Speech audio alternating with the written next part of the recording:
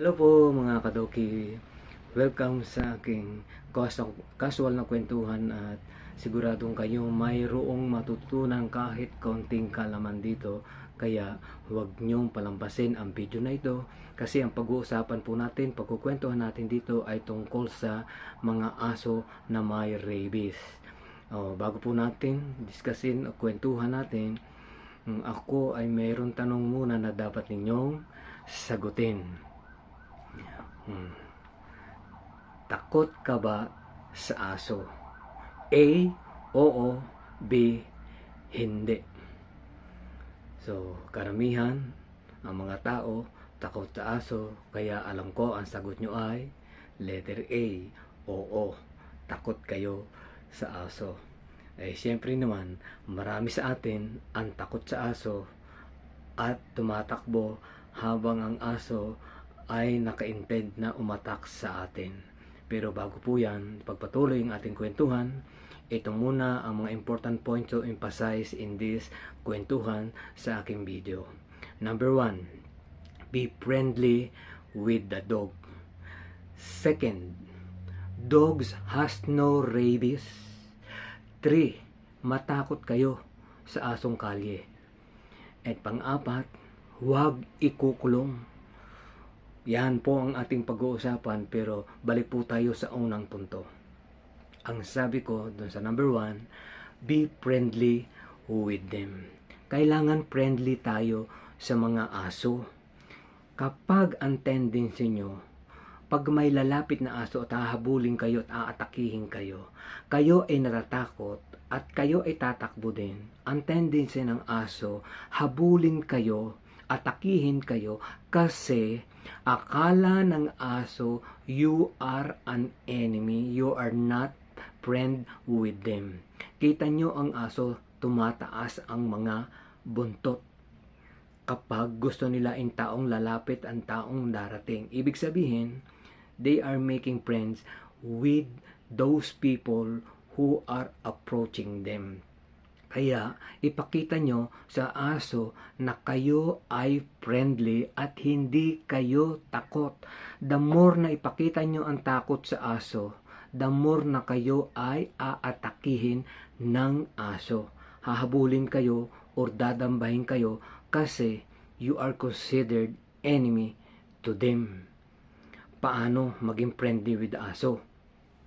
Diba kapag tayo ay unang nakakita ng mga tao, kaibigan natin, we offer right hand to shake hands with them and we are friend to them.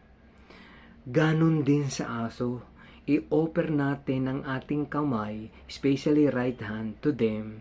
Ibig sabihin noon, tayo lumalapit sa kanila as friend, not as enemy. Kapag ginawa nyo yung in-offer nyo ang kamay nyo, yung papaganyan sa aso, ibig sabihin, you are not a threat to them at mapapacify, hindi kayo aatakihin, hindi yan dadamba sa inyo. Believe me, gawin nyo yun. Kaya nga lang, ang iba, lalo't mga babae, hindi magagawa yan dahil sa takot. Kasi kapag matapang yung aso, ganyan ang tendency ng tao, tatakbo. Kaya aatakihin naman kayo. Subukan nyo lang na, itry nyo lang sa mga aso na ganon, na paglapit nyo, i-offer nyo right hand and ay pag-friend kayo sa kanila, hindi kayo aatakihin yan. Believe me. Pangalawa na point na may emphasize natin, dog has no rabies. Ipinanganak ang aso na walang rabies. Kung may rabies ang kanyang ina, dalawa ang possibility. It's either masalinan siya ng rabies o hindi siya makakuha. Hindi lahat ng nanganak na aso na isasali niya yung rabies.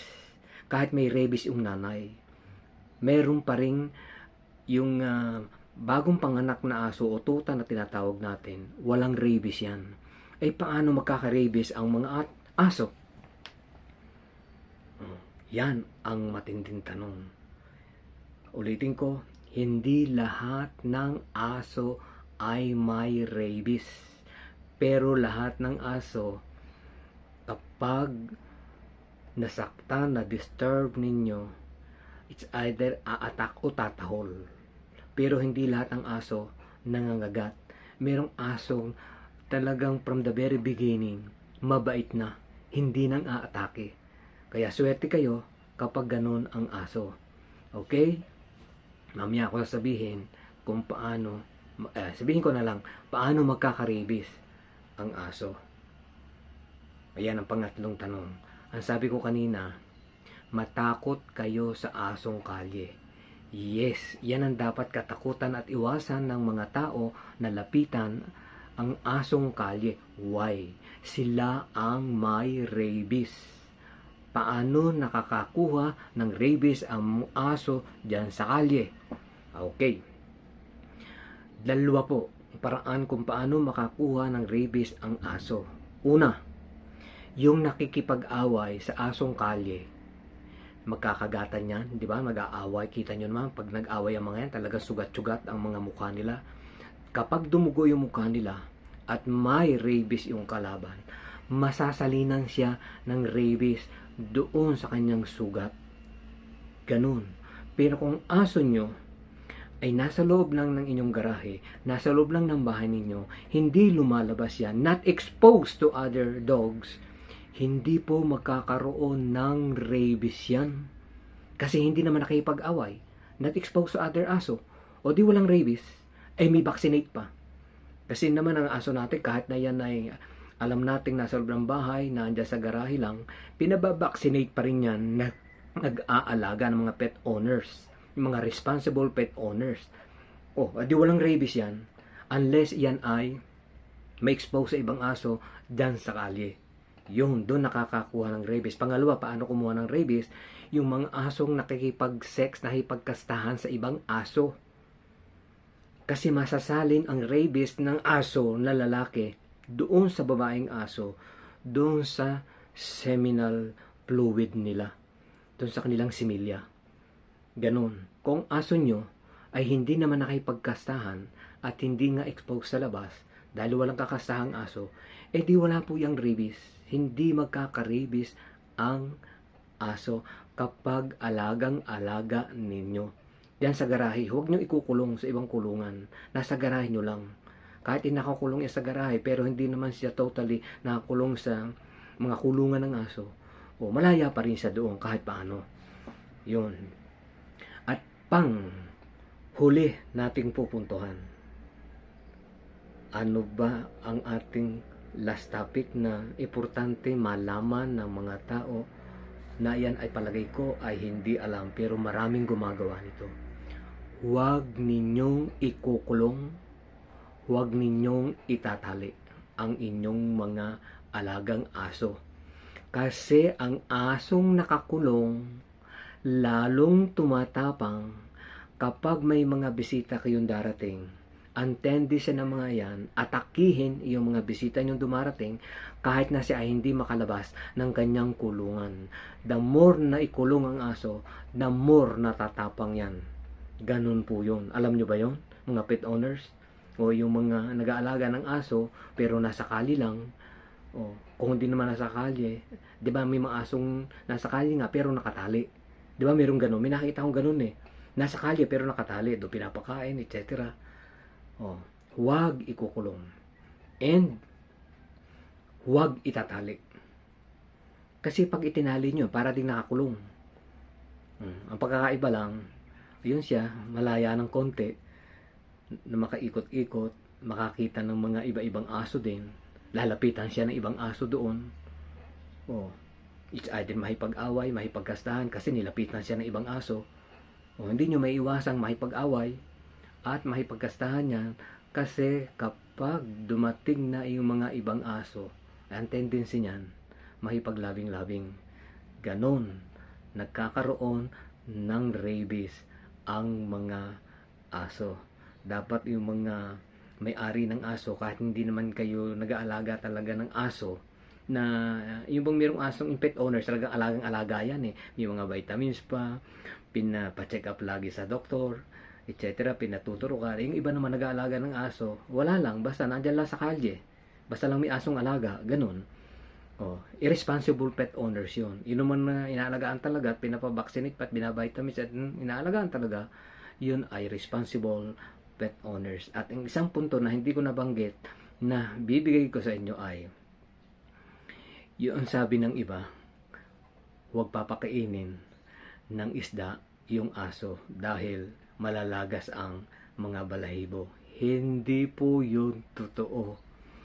Dahil ang aso ay thrice a year nagpapalit ng nagpapalit ng balahibo. In other words, nalalagas, sa amin sa Batangas ang tawag doon, nalulugon yung balahibo. Hindi nyo maiiwasan yan na hindi malagas ang balahibo. Parang ahas, di ba ang ahas? Laging nagpapalit ng kanyang balat. Di ganon din ang aso. Akala lang ng iba, yung mga nag-aalaga ng aso, dahil pinakain niya ng isda, ng mga sardinas, akala niya doon na nagsimulain panlalagas ng balahibo. Nagkataon, pinakain ng sardinas, pinakain ng isda, nanlagas ang balahibo. Akala niya ang dahilan ng panlalagas, yung pagkain ng isda at saka ng sardinas. Pero hindi niya alam, yung oras na yun pala, ay doon malalagas, doon nakatakda na manlagas yung kanyang balahibo. Ayun. So, I think very important na yung mga impormasyong nalaman nyo sa akin. Sana pagpatuloy nyo pa yung pag-aalaga ng aso. Be kind to dogs. Kami ang aso namin ngayon ay 1, 2, 3, 4, 5 na. 5 ang aso namin. Lahat ay may mga lahi. Meron kaming Shih Tzu.